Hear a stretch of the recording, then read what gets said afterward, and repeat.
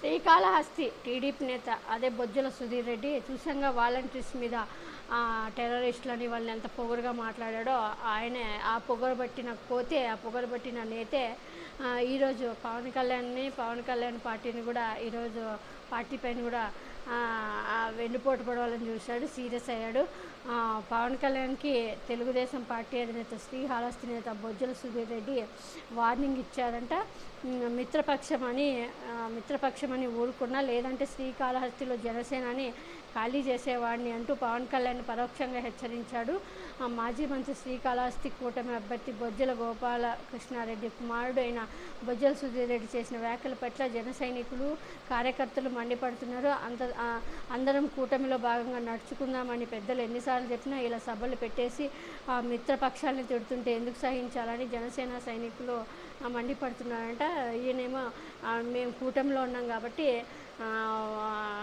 Video కూడా పెడతా చూడండి, కూటమిలో ఉన్నాం కాబట్టి నేను జనసేన వాళ్ళని ఎవరిని తీసుకోవట్లేదు, లేకపోతే ఎప్పుడో జనసేన వాళ్ళని ఖాళీ చేయించేసిన అంటే మీరు నాకు సహకరించాలి, సహకరించకపోతే అంటూ వాళ్ళని అంటే మీరు నాకు ఇప్పుడు కూటమిలో ఉన్నాం కాబట్టి మీరు నాకు సహకరించాలి జనసేన వాళ్ళు, ఎందుకంటే అక్కడ యాక్చువల్లీ శ్రీకాళహస్తి సీటు జనసేన వాళ్ళు అక్కడ ఒక ఆమె పేరు ఏంటో సంథింగ్ ఏదో పేరు తెలియదు కానీ ఆమె అక్కడ ఆశించింది. ఆమె 2-3 ఇయర్స్ నుంచి అక్కడ కష్టపడుతూ ఉంది.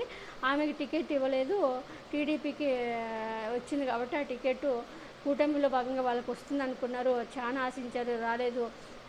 ఇప్పుడు వాళ్ళకి సహకరించలేదన్నమాట. టీడీపీకి సహకరించకపోయేసరికి ఇలా వాళ్ళకి వార్నింగ్ ఇచ్చాడనమాట. ఈ కొవ్వు పట్టిన పొగరబోతు సుధీర్ రెడ్డి అనమాట. ఇచ్చేసరికి ఇప్పుడు నేనేదో కూటమిలో ఉన్నాం కాబట్టి సైలెంట్గా ఉన్న మిమ్మల్ని జనసేన వాళ్ళని లేకపోతే మీకు ఖాళీ చేసేవాడిని శ్రీకాళహస్తిలో జనసేన లేకోకుండా అంటూ వాళ్ళపైన మండిపడ్డాడు. అందుకు ఇప్పుడు వాళ్ళు జనసేన వాళ్ళంతా ఇప్పుడు ఈయన పైన మొన్న వాలంటీర్స్తో పెట్టుకున్నాడు, ఇప్పుడు మళ్ళీ అక్కడ అంతో ఇంతో ఉన్న 100-200 మంది ఉన్న జన సైనికుల మీద కూడా ఎగిరిపడ్డాడు. ఇప్పుడు వాళ్ళు కూడా ఆయన మీద సీరియస్ అవుతున్నారు.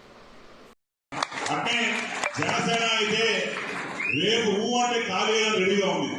ఎందుకంటే నేను నచ్చో, నా ప్రేమ నచ్చో, నా భాష నచ్చో, నా తీరు నచ్చో వాళ్ళు కూడా రెడీగా ఉన్నారు చాలా వచ్చేదానికి. కానీ వాళ్ళు కూడా చెప్పారు సమయం పాటించడం వల్ల మనందరం మిత్రపక్షంలో ఉన్నాం కాబట్టి మీరందరూ ఆగండి అని చెప్పి వాళ్ళు కూడా నమస్కారం పెట్టి మరి నేను చెప్తున్నా. అలానే